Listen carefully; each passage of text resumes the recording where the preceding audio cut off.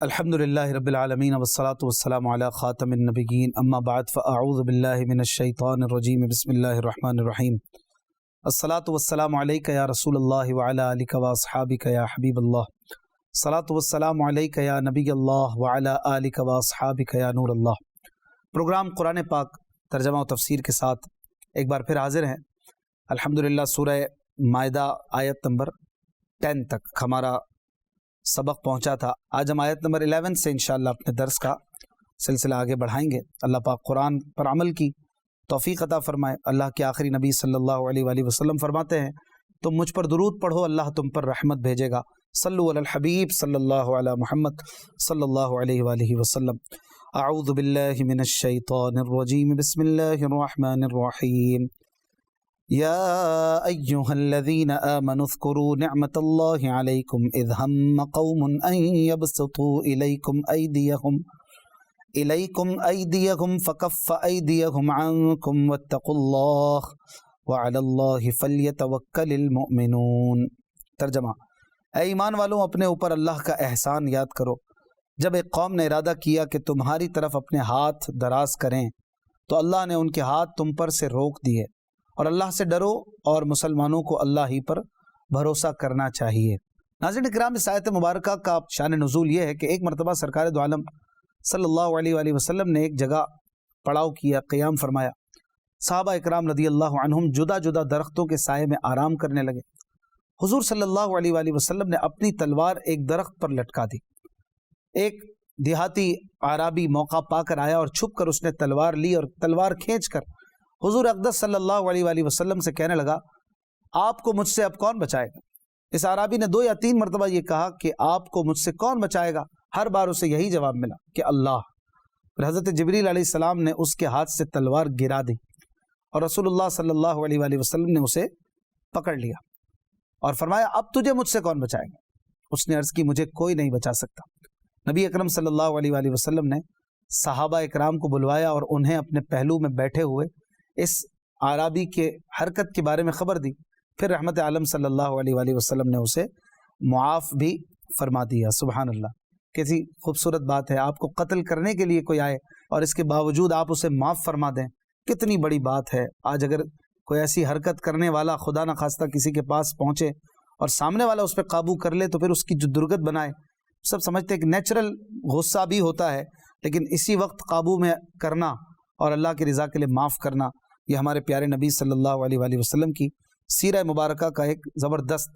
حصہ ہے اور اللہ پاک کی نعمت ہے۔ اگلی آیت میں اللہ پاک فرماتا ہے، وَلَقَدْ أَخَذَ اللَّهُ مِيثَاقَ بَنِي إِسْرَائِيلَ وَبَعَثْنَا مِنْهُمُ 12 نَقِيبًا وَقَالَ اللَّهُ إِنِّي مَعَكُمْ لَئِنْ أَقَمْتُمُ الصَّلَاةَ وَآتَيْتُمُ الزَّكَاةَ وَآمَنْتُمْ برسلی وعزرتموہم وأقرضتم اللہ قرضا حسنا لأکفرن عنکم سیئاتکم ولأدخلنکم جنات تجری من تحتها الانہار فمن کفر بعد ذلك منکم فقد ضل سواء السبیل۔ ترجمہ: اور بے شک اللہ نے بنی اسرائیل سے عہد لیا اور ہم نے ان میں 12 سردار قائم کیے،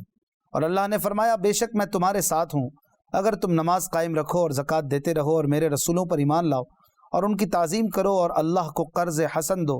تو بے شک میں تم سے تمہارے گناہ مٹا دوں گا اور ضرور تمہیں ان باغوں میں داخل کروں گا جن کے نیچے نہریں جاری ہیں۔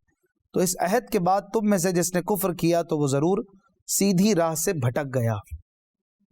ناظرین، ہوا یہ تھا کہ حضرت موسیٰ علیہ السلام سے اللہ پاک نے وعدہ فرمایا تھا کہ انہیں اور ان کی قوم کو مقدس سرزمین یعنی شام کا وارث بنائے گا، سیریا جسے آج کل کہا جاتا ہے، جس میں کنعانی جبار رہتے تھے۔ بہت خطرناک قوم تھی وہ۔ فرعون کے ہلاک ہونے کے بعد حضرت موسیٰ علیہ السلام کو یہ حکم الہی ہوا کہ بنی اسرائیل کو بیت المقدس کی طرف لے جائیں، میں نے اس کو تمہارے لیے رہائش گاہ بنا دیا ہے، وہاں جاؤ اور جو دشمن وہاں ہیں ان سے جہاد کرو، میں تمہاری مدد فرماؤں گا۔ اور اے موسیٰ، تم اپنی قوم کے ہر گروہ میں سے ایک سردار بناؤ، اس طرح 12 سردار مقرر کرو جن میں سے ہر ایک اپنی قوم کے حکم ماننے اور عہد پورا کرنے کا ذمہ دار ہو۔ حضرت موسیٰ علیہ السلام 12 سردار منتخب کر کے بنی اسرائیل کو لے کر روانہ ہوئے۔ جب اریحا کے قریب پہنچے تو ان سرداروں کو دشمن کے حالات معلوم کرنے کے لیے بھیجا۔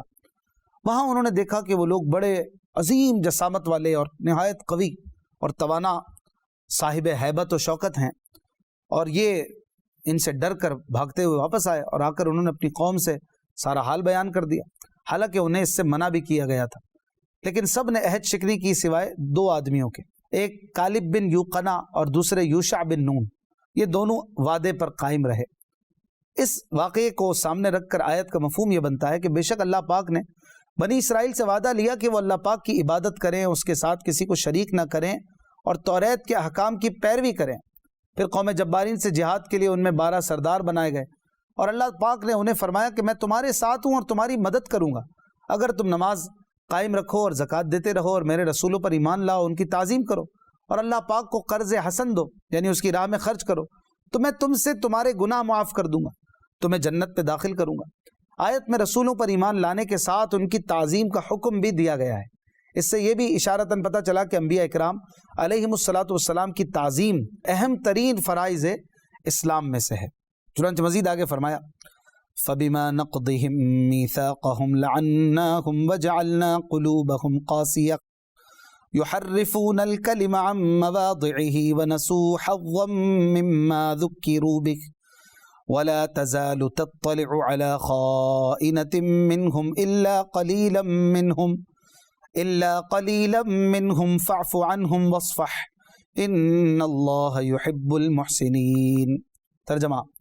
تو ان کے عہد توڑنے کی وجہ سے ہم نے ان پر لعنت کی اور ان کے دل سخت کر دیے، وہ اللہ کی باتوں کو ان کے مقامات سے بدل دیتے ہیں، اور انہوں نے ان نصیحتوں کا بڑا حصہ بھلا دیا جو انہیں کی گئی تھی، اور تم ان میں سے چند ایک کے علاوہ سب کی کسی نہ کسی خیانت پر مطلع ہوتے رہو گے، تو انہیں معاف کر دو اور ان سے درگزر کرو، بے شک اللہ احسان کرنے والوں سے محبت فرماتا ہے۔ ناظرین اکرام، بنی اسرائیل نے عہد الہی کو توڑا اور حضرت موسیٰ علیہ الصلاۃ والسلام کے بعد آنے والے انبیاء علیہم الصلاۃ والسلام کی تکذیب کی، انہیں جھٹلایا اور انبیاء اکرام علیہم الصلاۃ والسلام کو قتل کیا اور توریت کے احکام کی مخالفت کی، نیز ان آیت کو بدل دیا جن میں سرکار دو عالم صلی اللہ علیہ وآلہ وسلم کی نعت و صفت کا بیان تھا جو توریت میں بیان کی گئی تھی۔ انہوں نے اللہ پاک کی بہت سی ہدایات کو بھی فراموش کر دیا جو توریت میں دی گئی تھی کہ وہ تاجدار رسالت صلی اللہ علیہ وآلہ وسلم کی پیروی کریں، ان پر ایمان لائیں۔ تو ان حرکتوں کے نتیجے میں اللہ پاک نے ان پر لعنت فرمائی اور ان کے دلوں کو سخت کر دیا۔ ناظرین، اس سے پتہ چلا کہ بدعمالیوں کی وجہ سے بھی دل سخت ہو جاتے ہیں۔ حضرت یحییٰ بن معاذ رحمۃ اللہ علیہ فرماتے ہیں، آنسو دلوں کی سختی کی وجہ سے خشک ہوتے ہیں، اور دلوں کی سختی گناہوں کی کثرت کی وجہ سے ہوتی ہے، اور عیب زیادہ ہونے کی وجہ سے گناہ کثیر ہوتے ہیں۔ استغفر اللہ۔ حضرت عبداللہ بن عمر رضی اللہ عنہ سے روایت ہے، نبی کریم صلی اللہ علیہ وآلہ وسلم نے فرمایا، سخت دل آدمی اللہ پاک سے بہت دور رہتا ہے۔ اللہ پاک ہمیں دل کی سختی سے محفوظ فرمائے۔ سرور عالم صلی اللہ علیہ وآلہ وسلم کو فرمایا گیا مزید اس آیت میں آگے کہ آپ ہمیشہ ان لوگوں کی خیانتوں پر مطلع ہوتے رہیں گے، کیونکہ دغا بازی، خیانت، عہد توڑنا اور رسولوں کے ساتھ بد عہدی ان کی اور ان کے آباء و اجداد کی پرانی عادت ہے۔ ہاں، ان میں سے جو ایمان لانے والوں کی تھوڑی سی تعداد ہے، یہ خائن نہیں ہیں، اور ان لوگوں سے جو کچھ پہلے سرزد ہوا اس پر گرفت نہ کرو۔ بعض مفسرین کا قول ہے کہ یہ آیت اس قوم کے بارے میں نازل ہوئی جنہوں نے پہلے حضور پرنور صلی اللہ علیہ وآلہ وسلم سے عہد کیا، پھر توڑ دیا، پھر اللہ پاک نے اپنے حبیب صلی اللہ علیہ وآلہ وسلم کو اس پر مطلع فرمایا اور یہ آیت مبارکہ نازل فرمائی۔ اس صورت میں مطلب یہ ہوگا کہ ان کی اس عہد شکنی سے درگزر کیجیے جب تک کہ وہ جنگ سے باز رہیں اور جزیہ ادا کرنے سے منع نہ کریں۔ اگلی آیت میں مزید اللہ پاک ارشاد فرماتا ہے، وَمِنَ الَّذِينَ قَالُوا إِنَّا نَصَارَىٰ أَخَذْنَا مِيثَاقَهُمْ فَنَسُوا حَظًّا مِّمَّا ذُكِّرُوا بِهِ فَأَغْرَيْنَا بَيْنَهُمُ الْعَدَاوَةَ وَالْبَغْضَاءَ إِلَىٰ يَوْمِ الْقِيَامَةِ وَسَوْفَ يُنَبِّئُهُمُ اللَّهُ بِمَا كَانُوا يَصْنَعُونَ۔ ترجمہ، اور جنہوں نے دعویٰ کیا کہ ہم نصارہ ہیں، ان سے ہم نے عہد لیا تو وہ ان نصیحتوں کا بڑا حصہ بھلا بیٹھے جو انہیں کی گئی تھی، تو ہم نے ان کے درمیان قیامت کے دن تک کے لیے دشمنی اور بغض ڈال دیا، اور ان قریب اللہ انہیں بتا دے گا جو کچھ وہ کرتے تھے۔ ناظرین کرام، یہاں پر اب یہودیوں کے بعد عیسائیوں کا تذکرہ ہو رہا ہے، اور ان کے بارے میں کہا جا رہا ہے کہ جنہوں نے دعویٰ کیا کہ ہم نصارہ ہیں، یعنی دین خدا کے مددگار ہیں، ان سے بھی ہم نے اللہ پاک اور اس کے رسولوں پر ایمان لانے کا وعدہ لیا تھا، لیکن وہ بھی انجیل میں دی گئی نصیحتوں کا بڑا حصہ بھلا بیٹھے اور انہوں نے بھی عہد شکنی کی، تو ہم نے ان کے درمیان قیامت کے دن تک کے لیے دشمنی اور بغض ڈال دیا۔ چنانچہ حضرت قتادہ رضی اللہ عنہ نے کہا کہ جب نصارہ نے انجیل پر عمل کرنا ترک کیا اور رسولوں کی نافرمانی کی، فرائض ادا نہ کیے اور حدود الہی کی پرواہ نہ کی، تو اللہ پاک نے ان کے درمیان عداوت ڈال دی، جس کا نتیجہ یہ ہوا کہ یہ فرقوں میں بٹ گئے اور ایک دوسرے کو تباہ کرنے لگے۔ چنانچہ 2 عالمی عظیم جنگیں، ورلڈ وار 1 اور ورلڈ وار 2، ان کی تباہیاں انہی صاحبان کی حرکتیں ہیں جو دنیا آج تک انہیں یاد کرتی ہے اور ان سے پناہ مانگتی ہے۔ اگلی آیت میں اللہ پاک ارشاد فرماتا ہے، یا اہل الکتاب قد جاءکم رسولنا یبین لکم کثیرا مما کنتم تخفون من الکتاب ویعفو عن کثیر قد جاءکم من اللہ نور وکتاب مبین۔ ترجمہ، اے اہل کتاب، بے شک تمہارے پاس ہمارے رسول تشریف لائے، وہ تم پر بہت سی وہ چیزیں ظاہر فرماتے ہیں جو تم نے اللہ کی کتاب سے چھپا ڈالی تھی، اور بہت سی معاف فرما دیتے ہیں۔ بے شک تمہارے پاس اللہ کی طرف سے ایک نور آ گیا اور ایک روشن کتاب۔ ناظرین کرام، یہاں یہودیوں اور عیسائیوں سب سے خطاب ہے۔ فرمایا جا رہا ہے کہ اے اہل کتاب، بے شک تمہارے پاس ہمارے رسول محمد مصطفیٰ صلی اللہ علیہ وآلہ وسلم تشریف لے آئے، وہ تم پر بہت سی چیزیں ظاہر فرماتے ہیں جو تم نے اللہ پاک کی کتاب سے چھپا ڈالی تھیں، جیسے رجم کی آیات اور سرور کائنات صلی اللہ علیہ وآلہ وسلم کی وہ نعتیں، وہ اوصاف جو تم نے چھپا دیے تھے، لیکن حضور صلی اللہ علیہ وآلہ وسلم نے انہیں بیان کر دیا، اور یہ آپ صلی اللہ علیہ وآلہ وسلم کا معجزہ ہے۔ تمہاری چھپائی ہوئی چیزوں کو بیان کرنے کے ساتھ ساتھ بہت سی باتیں یہ نبی کریم صلی اللہ علیہ وآلہ وسلم معاف بھی فرما دیتے ہیں اور ان کا ذکر بھی نہیں کرتے اور نہ ان پر کوئی پکڑ فرماتے ہیں، کیونکہ آپ صلی اللہ علیہ وآلہ وسلم اسی چیز کا ذکر فرماتے ہیں جس میں مصلحت ہو۔ یہ سب حضور اکرم صلی اللہ علیہ وآلہ وسلم کی عظمت اور شان کا بیان ہے۔ پھر مزید اس آیت میں یہ بھی فرمایا گیا، قد جاءکم من اللہ نور، بے شک تمہارے پاس اللہ کی طرف سے نور آیا اور کتاب آ گئی۔ تو اس آیت مبارکہ میں نور سے کیا مراد ہے، اس بارے میں مختلف اقوال ہیں۔ ایک قول یہ ہے کہ سرکار دو عالم صلی اللہ علیہ وآلہ وسلم کی ذات والا صفات اس سے مراد ہے۔ فقی ابو اللیث سمرقندی فرماتے ہیں، وَهُوَ مُحَمَّدٌ صلی اللہ علیہ وآلہ وسلم والقرآن، یعنی نور سے مراد محمد صلی اللہ علیہ وآلہ وسلم اور قرآن ہیں۔ امام ابو محمد حسین بن مسعود بغوی رحمۃ اللہ علیہ لکھتے ہیں، یعنی محمدن صلی اللہ علیہ وآلہ وسلم وقیل الاسلام، یعنی نور سے مراد محمد صلی اللہ علیہ وآلہ وسلم ہے، اور ایک قول یہ ہے کہ اس سے مراد اسلام ہے۔ علامہ خازن رحمۃ اللہ علیہ تفسیر خازن میں فرماتے ہیں، یعنی محمدن صلی اللہ علیہ وآلہ وسلم انما سماہ اللہ نورا لأنہ یہتدی بہ کما یہتدی بالنور فی الظلام، یعنی نور سے مراد محمد صلی اللہ علیہ وآلہ وسلم ہے۔ اللہ پاک نے آپ کو نور اس لیے فرمایا کہ جس طرح اندھیرے میں نور کے ذریعے ہدایت حاصل ہوتی ہے، اسی طرح آپ صلی اللہ علیہ وآلہ وسلم کے ذریعے بھی ہدایت حاصل ہوتی ہے۔ علامہ جلال الدین سیوطی رحمۃ اللہ علیہ لفظ نور کی تفسیر کرتے ہوئے لکھتے ہیں کہ وَهُوَ النَّبِيُّ صلی اللہ علیہ وآلہ وسلم، نور سے مراد نبی کریم صلی اللہ علیہ وآلہ وسلم کی ذات ہے۔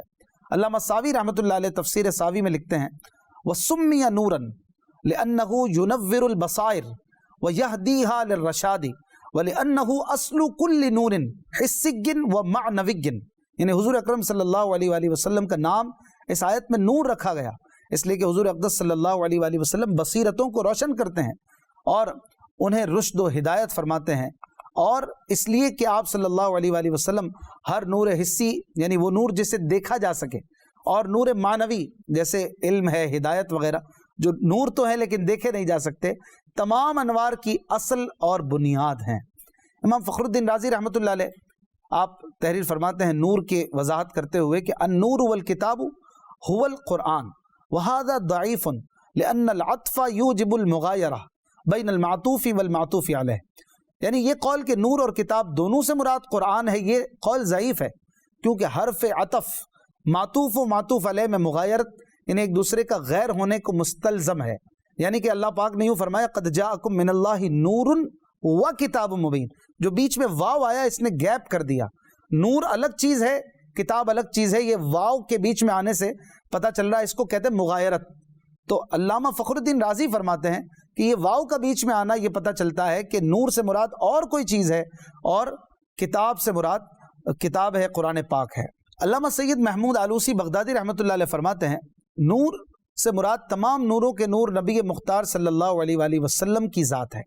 علامہ علی قاری رحمۃ اللہ علیہ فرماتے ہیں کون سی رکاوٹ ہے اس بات سے کہ دونوں نعتیں یعنی نور اور کتاب مبین رسول کریم صلی اللہ علیہ وآلہ وسلم کے لیے ہوں؟ بے شک حضور اقدس صلی اللہ علیہ وآلہ وسلم نور عظیم ہے انوار میں ان کے کمال ظہور کی وجہ سے، اور حضور پرنور صلی اللہ علیہ وآلہ وسلم کتاب مبین ہے اس حیثیت سے کہ آپ جمیع اسرار کے جامع اور احکام و احوال و اخبار کے مظہر ہیں، یعنی آپ کتاب بھی آپ ہیں اور حضور پاک ہی نور ہیں۔ یہ کتنی خوبصورت بات علامہ علی قاری فرماتے ہیں، یہ کتاب سے مراد اور نور سے مراد دونوں سے ذات مصطفیٰ ہے، کیونکہ آپ ہی نور ہدایت بھی ہیں اور آپ ہی وہ شخصیت ہیں کہ جس کے اندر تمام راز الہی، تمام اسرار الہی موجود ہیں، تمام احکام، تمام خبریں یہ آپ ہی کے ذریعے بیان ہوتی ہیں، تو آپ کو کتاب مبین بھی کہا جا سکتا ہے۔ بلکہ خود رسول اکرم صلی اللہ علیہ وآلہ وسلم نے اپنا نور ہونا بیان فرمایا، چنانچہ حضرت امام بخاری اور امام مسلم کے استاد حضرت امام عبد الرزاق رحمۃ اللہ علیہ حضرت جابر رضی اللہ عنہ سے روایت کرتے ہیں رسول پاک صلی اللہ علیہ وآلہ وسلم سے حضرت جابر رضی اللہ تعالیٰ عنہ نے سوال کیا کہ اللہ پاک نے سب سے پہلے کس شے کو پیدا فرمایا؟ تو ارشاد فرمایا حضور علیہ الصلوۃ والسلام نے اے جابر وہ تیرے نبی کا نور ہے جسے اللہ پاک نے پیدا فرمایا۔ سبحان اللہ۔ تو پتہ چلا کہ اللہ تبارک و تعالیٰ کے آخری نبی محمد صلی اللہ علیہ وآلہ وسلم نور ہیں، لیکن اس کے ساتھ ساتھ یقیناً بشر بھی ہیں، آپ بشر بھی ہیں اعلیٰ درجے کے اور آپ نور بھی ہیں۔ اگلی آیت میں اللہ تبارک و تعالیٰ فرماتا ہے یہدی بہ اللہ من اتبع رضوانہ سبل السلام ویخرجہم من الظلمات الی النور بإذنہ ویہدیہم الی صراط مستقیم۔ ترجمہ، اللہ اس کے ذریعے اسے سلامتی کے راستوں کی ہدایت دیتا ہے جو اللہ کی مرضی کا تابع ہو جائے، اور انہیں اپنے حکم سے تاریکیوں سے روشنی کی طرف لے جاتا ہے اور انہیں سیدھی راہ کی طرف ہدایت دیتا ہے۔ ناظرین کرام، یہاں قرآن کی شان بیان کی جا رہی ہے کہ اللہ پاک قرآن کے ذریعے اسے ہدایت عطا فرماتا ہے جو اللہ پاک کی مرضی کے تابع ہو جاتا ہے اور جو اپنے تمام اعمال اللہ پاک کی خوشنودی میں لگا دیتا ہے، تو اللہ پاک اسے کفر و شرک اور گناہوں کی تاریکیوں سے نکال کر ایمان اور اعمال صالحہ کے نور میں داخل فرما دیتا ہے۔ بعض مفسرین نے فرمایا کہ بہی سے مراد یعنی اس کے ذریعے ہدایت دیتا ہے، اس میں جو ضمیر ہے اس سے سرکار دو عالم صلی اللہ علیہ وآلہ وسلم ہی مراد ہے۔ اس اعتبار سے مطلب یہ ہوگا کہ اللہ پاک حضور پرنور صلی اللہ علیہ وآلہ وسلم کے ذریعے ہدایت عطا فرماتا ہے، اور یہ بات بھی قطعاً درست ہے، اس میں بھی کوئی حرج نہیں ہے۔ اگلی آیت میں اللہ پاک ارشاد فرماتا ہے لقد كفر الذين قالوا ان الله هو المسيح ابن مريم قل فمن يملك من الله شيئا ان اراد ان يهلك المسيح ابن مريم وامه ومن في الارض جميعا ولله ملك السماوات والارض وما بينهما يخلق ما يشاء والله على كل شيء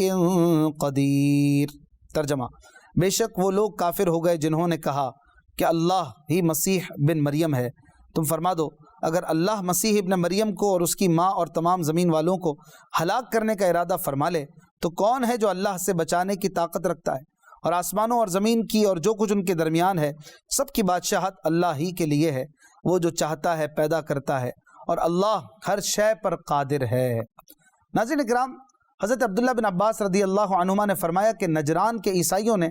یہ بات کہی ہے، اور نصرانیوں کے فرقہ یعقوبیہ اور ملکانیہ کا یہی مذہب ہے کہ وہ حضرت عیسیٰ علیہ السلام کو اللہ بتاتے ہیں، کیونکہ وہ حلول کے قائل ہیں، اور ان کا یہ باطل عقیدہ ہے کہ اللہ پاک نے حضرت عیسیٰ علیہ السلام میں حلول کیا ہوا ہے، یعنی اللہ پاک ان کے جسم میں ہے معاذ اللہ، جیسے پھول میں خوشبو اور آگ میں گرمی ہے، معاذ اللہ ثم معاذ اللہ۔ اللہ پاک یقیناً اس سے پاک ہے، اور اللہ تعالیٰ نے اس آیت میں حکم کفر دیا اور اس کے بعد ان کے مذہب کا فساد بیان فرمایا۔ اس آیت میں حضرت عیسیٰ علیہ السلام کے اللہ ہونے کی کئی طرح سے تردید فرمائی ہے، اور فرمایا کہ حضرت عیسیٰ علیہ السلام کو موت آ سکتی ہے، اور جسے موت آ سکتی ہے وہ خدا نہیں ہو سکتا۔ اسی طرح حضرت عیسیٰ علیہ السلام ماں کے پیٹ سے پیدا ہوئے، اور جس میں یہ صفات ہوں وہ بھی اللہ نہیں ہو سکتا۔ اللہ پاک تمام آسمانی اور زمینی چیزوں کا مالک ہے، اور ہر چیز رب کا بندہ ہے۔ اگر کسی میں اللہ نے حلول کیا ہوتا، کہ کسی چیز میں اللہ تعالیٰ معاذ اللہ گھس گیا ہوتا، تو وہ اللہ کا بندہ نہ ہوتا۔ حضرت عیسیٰ علیہ الصلوۃ والسلام خود اس بات کا اقرار کرتے ہیں کہ وہ اللہ کے بندے ہیں۔ اسی طرح اللہ پاک خود سے خالق ہے، اسے کسی نے یہ صلاحیت نہیں دی۔ اگر آپ علیہ الصلوۃ والسلام میں بھی الوہیت ہوتی تو آپ بھی خود سے خالق ہوتے، نہ کہ اللہ تعالیٰ کی عطا سے۔ جیسے کہ آپ قرآن میں کئی مقامات پر دیکھتے ہیں کہ حضرت عیسیٰ علیہ السلام جو مردوں کو زندہ کرتے تھے، اس میں فرماتے کہ میں اللہ کی اجازت اور حکم سے زندہ کرتا ہوں۔ تو اگر آپ خدا ہوتے تو یہ بات نہ ہوتی، وہ خود سے خالق ہوتے۔ تو پتہ چلا کہ حضرت عیسیٰ علیہ الصلوۃ والسلام اللہ کے بندے ہیں، اور عیسائیوں کا یہ عقیدہ کہ حضرت عیسیٰ خدا ہے، معاذ اللہ، یہ باطل ہے، اور قرآن نے اس کے جوابات دیے۔ اللہ پاک قرآن پاک سمجھنے اور اس پر عمل کرنے کی توفیق عطا فرمائے۔ اپنا خیال رکھیے گا۔ صلو علی الحبیب صلی اللہ علی محمد صلی اللہ علیہ وسلم۔